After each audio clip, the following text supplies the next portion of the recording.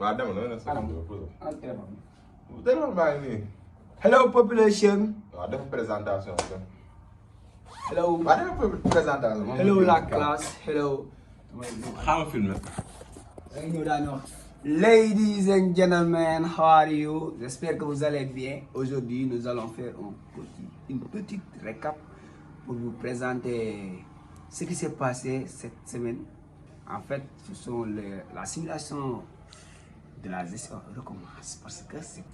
Yo les gars, j'espère que vous allez bien. Tey nag, c'est les résultats qui vont sortir. Malgré que tey daa coïncider ak notre dernier jour de classe parce que tey la ñu def devoir bi examen bi boog examen bi tey lañ koy def en même temps su examen jeexee ñu clôturer session bi xam kan moo jël ay premier deuxième troisième léegi nag démb ñu nekk si top 3 bi daa moom scandale bu fa am.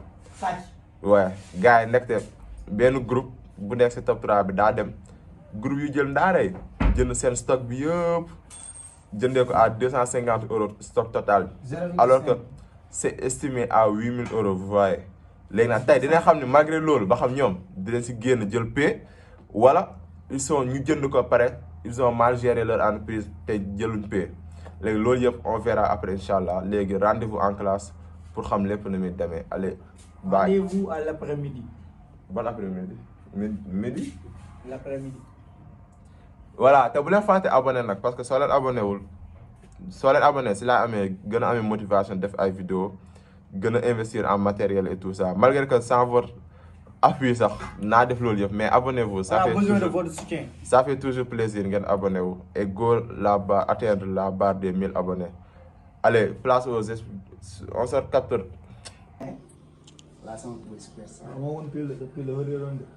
parce que moo dafa sañ si This is xam nga dama bàyyi ba di tëj def ko si waaw man damay may ki may may war na ñëw bu ñëwee dina ma ko jox incha allah. mais c'est clean. après xoolal ñu mélangé daal yi mu nañ ko fàtte. ba nu ñuy wax de sax bés bu rëy borom lay tolloon parce que man moo ngi nii. dama xewle. si ni mu ko defee baax na. xoolal bii la waan yaa ngi.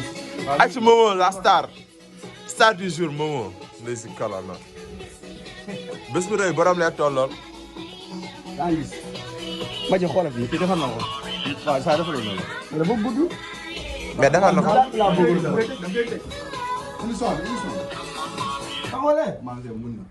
Adil Rami lay seetaan. naka ndey ngan loolu. ah garabaa ñu gën a toll garabaa. waaye amul lii support. dugal ma génn waaw amul la. Aja boo diyan volontaire en l'air, le volontaire en l'air.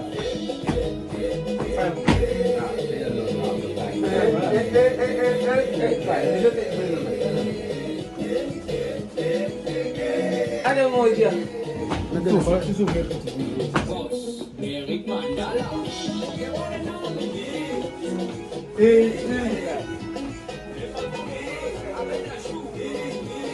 Ça va bien, ça va ça.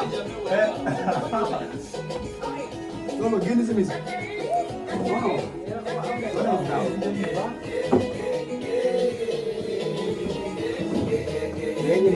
waaw soril ni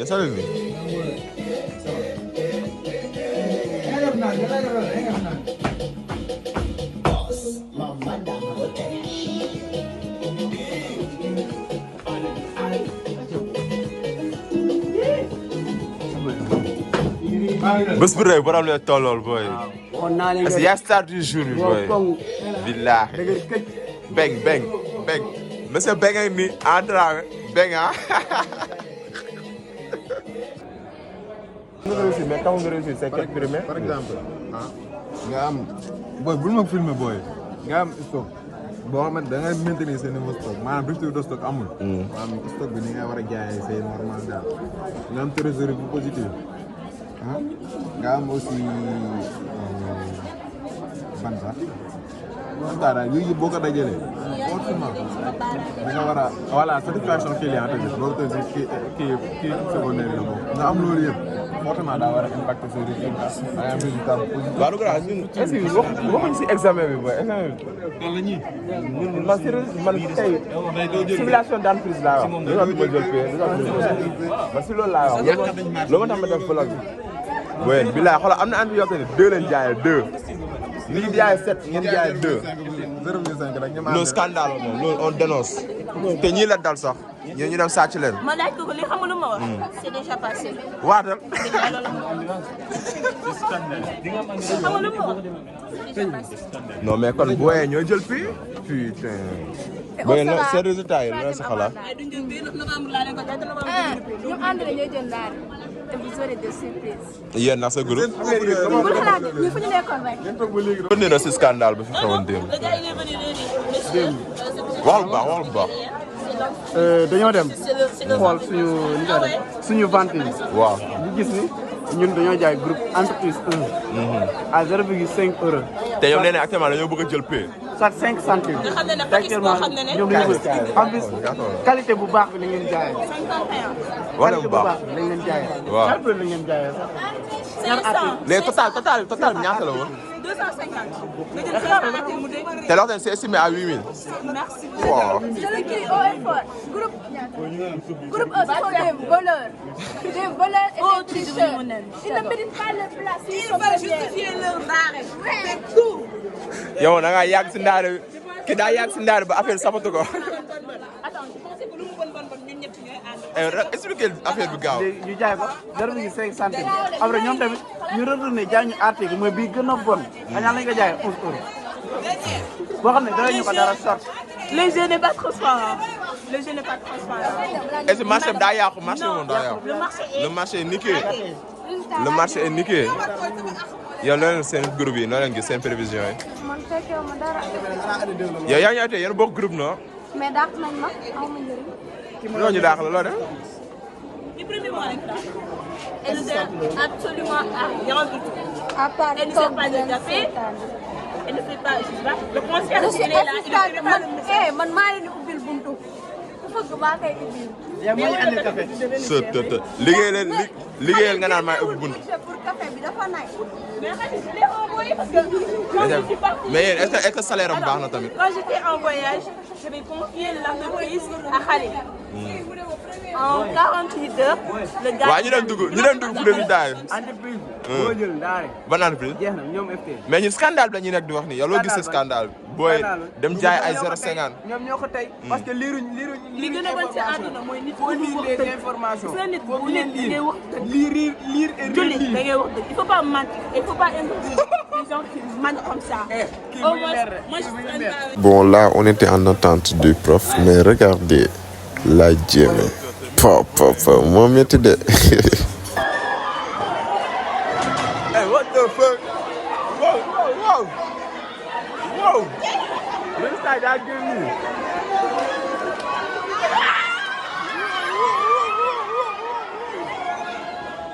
Wow. May jaar. Wow.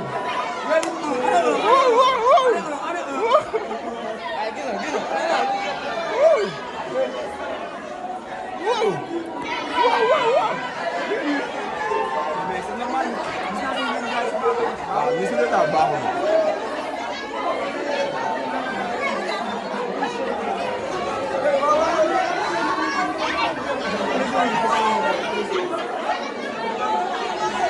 ñu ñoo nekk nii troisième lañ mujjee jël malheureusement à un moment troisième malheureusement putain. laa def.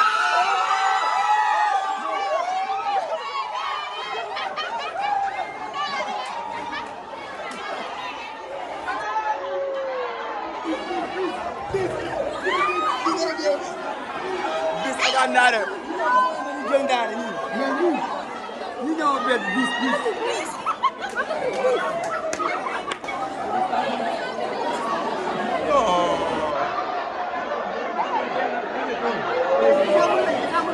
non jeex na cumulé. Cumulé. Kéwél loolu wax si résultat loolu wax si résultat Ah bah, on a été brillant, je pense. Durant tous les mois, on a été parmi les 4 premiers. Et là, aujourd'hui, on est à la 5e place. Mais ça va.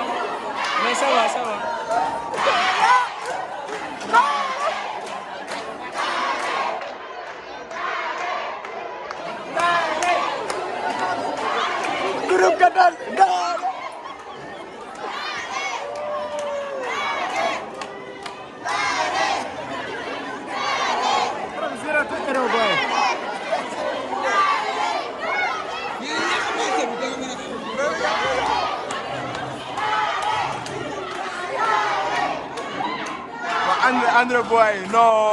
But not a boy. No. Get it.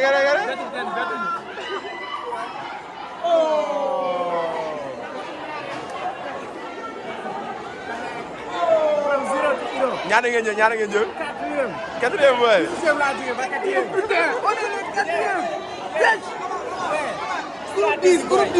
Groupe 10 moo ànd si xeex sunu noonu groupe 10 avant ndaare la jëlaat. Allez groupe 10. Kan na. La vie pour le Kan na Sadji bi. Seen Sadji ñoo leen raw. Mais billahi c'est pour à nous. Waaw. On n'a pas démérité. Billahi. Chaque jour ñu ngi si 3 premiers. Chaque jour mu métti. Ba ba yàlla léegi bàyyiwul billahi dara. boy. Chaque jël li premier mais ñëpp kontaan nañu. Waaw. Kontaan naa. La gestion d'une organisation, c'est différent de ce que vous voyez en cours. La théorie va vous aider pour faire les paramétrages, mais vous dépendez aussi d'un environnement, d'un marché, d'une influence qui va impacter forcément vos résultats. Donc, il ne faut pas forcément vous en vouloir, il ne faut pas dire que vous avez une mauvaise stratégie. Peut-être que vous êtes bon théoricien, vous n'avez pas maîtrisé l'environnement, vous n'avez pas pris assez compte aussi les décisions des concurrents. C'est pour ça qu'il y a souvent, on dit ce qu'on appelle, il y a des, comment on appelle ça, il y a des gens qui sont dans des entreprises, mais ils volent l'information, ils vendent à d'autres. Parce qu'en fait, chaque entreprise a besoin de ce que fait l'autre pour savoir comment il va s'ajuster par rapport à ce que fait l'autre. Et c'est pour ça aussi que quand vous êtes en position de leader, vous avez cette chance-là de pouvoir donner. Et à un moment du jeu, tout le monde avait la main. Et il y a des gens qui vont avoir la main à la fin. Chaque année, vous avez eu tout le monde qui a la main. Et chaque année, il y a mais, bien entendu, ce n'est pas grave. Vous voulez juste le principe là, c'est juste pour montrer aux étudiants quand vous faites la tête, c'est important, mais ce n'est pas le plus important. Parce que vous pouvez être très bon théoriquement et ne pas être bon dans la pratique. La pratique ne dépend pas seulement de toi, ça dépend du contexte dans lequel tu es. La maîtrise de l'environnement et du contexte, c'est quelque chose de très important. Ça veut dire que quelqu'un qui reste chez lui, qui maîtrise bien les outils, il ne pourra pas s'en sortir. Bon groupe bi ñoo am 10 000 francs parce que prof bi moo leen ko jox comme prime genre dañu waxoon que le premier à chaque dañ koy primer du coup mooy 10 000 francs prime baa ngi nii mais ñoom dañ kaa jël teg ko léegi lañ ko def pour classe bi xam naa après peut-être mën na am benn vidéo ngeen gis ko.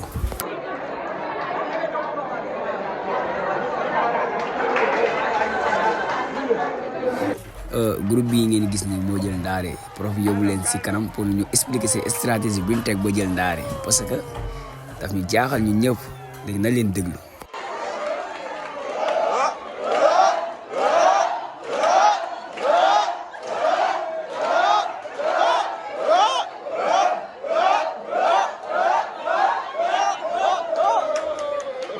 Il n'y a pas de problème. Ce cours-là, en général, c'est pour vous initier, je vous ai dit, à la pratique. C'est pas après là, c'est anodin quoi, mais c'est pas après on dit qu'on va se moquer, on va rigoler, mais c'est rien du tout. Hein. Oui. Attention, c'est rien du tout. C'est pas parce que ces étudiants-là, ils sont derniers que c'est des mauvais étudiants. Je vous ai dit, ça n'a rien à voir. Ils ont à un moment donné pris une stratégie qui aujourd'hui a coûté tout le long du jeu, surtout la fin. Ils vont nous dire maintenant cette stratégie-là, en regardant même les résultats, vous comprenez. C'est quoi? Quelqu'un va dire selon lui, dans le groupe, quelqu'un va dire selon lui, qu'est-ce qui a vraiment coûté cette dernière place-là? Ils vont nous expliquer qu'est-ce qui a vraiment pas fonctionné. Au début, je pense que tout allait bien, sauf qu'on avait une mauvaise gestion de notre stock. Parce qu'à chaque fois, on avait des ruptures de stock. Mais ça allait bien jusqu'au mois d'août. Je pense qu'on a plus profité au mois d'août. Mais à partir du mois d'août, on avait changé de fournisseur. Et on avait zéro livraison là-bas. Donc on n'a pas pu vendre. On avait juste les livraisons qu'on avait avec Ouzbek, c'est ce qu'on a vendu. C'est ce qui a suivi jusqu'à la fin. Juste que, après cela, on a essayé de se relever, mais on n'a pas pu. parce qu'en mois de novembre, on avait un découvert bancaire de 350 000 €. Mais on a pu payer ça en un seul mois parce qu'on a pu payer ça en un seul mois parce que le mois suivant, s'il vous plaît. c'est ça, c'était en octobre. Et le mois suivant, en novembre, on a fait un chiffre d'affaires de 1 million et quelques. Donc on a pu vendre.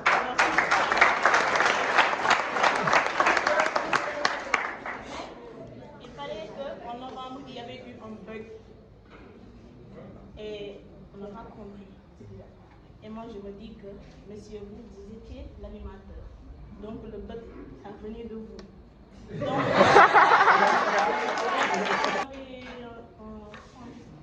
un stock final de 7 000 et on a vendu 6 000. Donc normalement on devait avoir un stock final de 1 000. On s'est retrouvé avec 7 000 aussi. Ce qui veut dire qu'on ne sait pas où met les 6 000. Et comme par magie, on a vu que l'entreprise 1 nous a vendu 4 500 articles à 11 €. Et nous, on a vendu 500 articles à 0,5 €.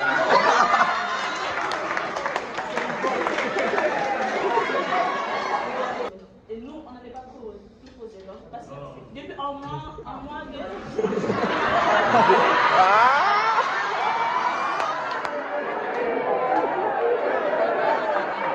Vous nous avez vendu...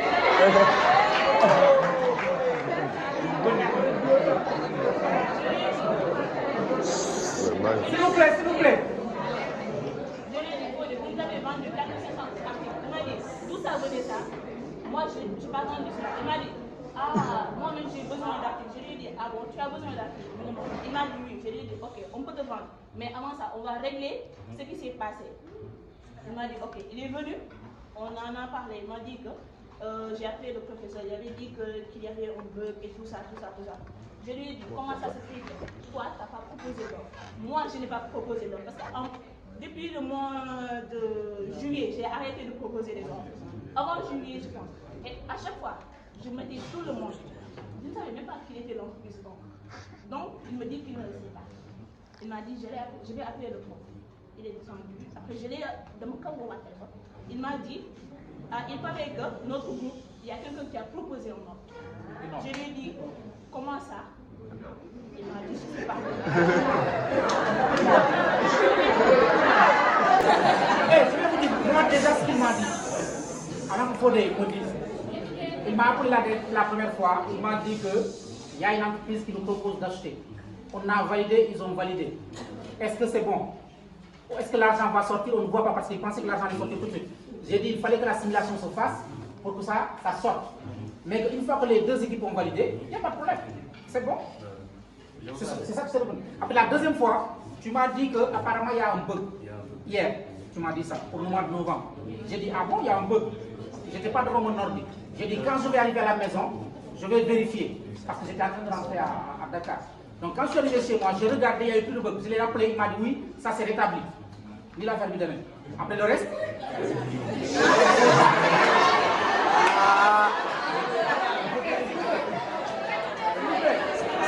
S'il vous plaît, quand c'était la période de transition, durant le mois des stocks de short, nous avons fait de mauvaises prévisions. Nous avons eu des marchandises qu'on n'a pas pu écouler, les DPC. Moi et mon groupe, on s'est réunis, on a mis une stratégie. On a dit, vu que nos stocks de DPC, on fait une stratégie. On va essayer de vendre ça et de reprendre des stocks. Pour cela, on a contacté Modiso et on voulait vendre aussi. Mais on savait que Mansour, s'il vous plaît, on savait que Mansour, lui, il faisait la même chose. Pour acheter des produits moins chers avec des qualités. Donc on a dit, on a appelé Modiso et on a envoyé une offre. Maintenant, une offre à l'entreprise 14 B. Nous, après, je vous ai appelé pour vous dire le nom. Est-ce que vous pouvez changer ça? Parce que je pense qu'il y a eu un peu. Parce qu'on veut annuler, mais on ne veut pas annuler. Donc on a dit, ok, on n'a rien dit. Maintenant, après simulation, on a vu qu'ils ont accepté. Et on a reçu une offre aussi de 0,5. Une offre aussi de 0,5. On s'est dit, ça, c'est pas possible. Parce que si on vend notre machine, on n'a pas accepté. Non, on n'a pas validé. On n'a pas validé. On n'a pas validé. S'il vous plaît, s'il vous plaît. Non, l'offre de 0,5.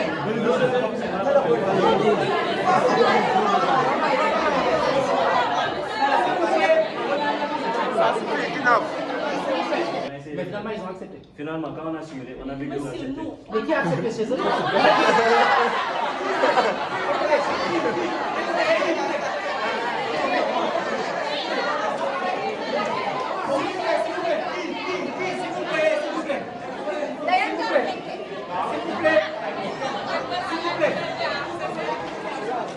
S'il te plaît, sur la plateforme, si tu vends à quelqu'un, tu proposes quelque chose, tant que la personne n'a pas acheté, ça ne compte pas. Ça veut dire que forcément, quelqu'un de votre groupe, il a validé.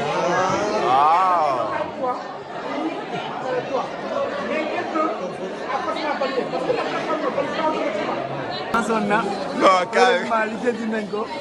Kan moo jël deuxième? Kan moo jël deuxième? Groupe 2. Je les félicite quand même wax ak ñoom jaay quand même. Dama bëgg ñibbi Casamance la. Dañ ko en gros ñu bàyyi ñu détail suñu vacances. Vacances dañ ko en gros. Soxla ñu ay vacances de détail. Ay vacances en gros lañ soxla. Wax si Joola. Si vacances en gros di soxla. Di soxla si vacances si c'est détail. Yow si Joola nga wax nii. Ah, xaw ma li nga wax. Waaw, sampu rek. Ouais, j'ai quatrième, hein. Ñun pare.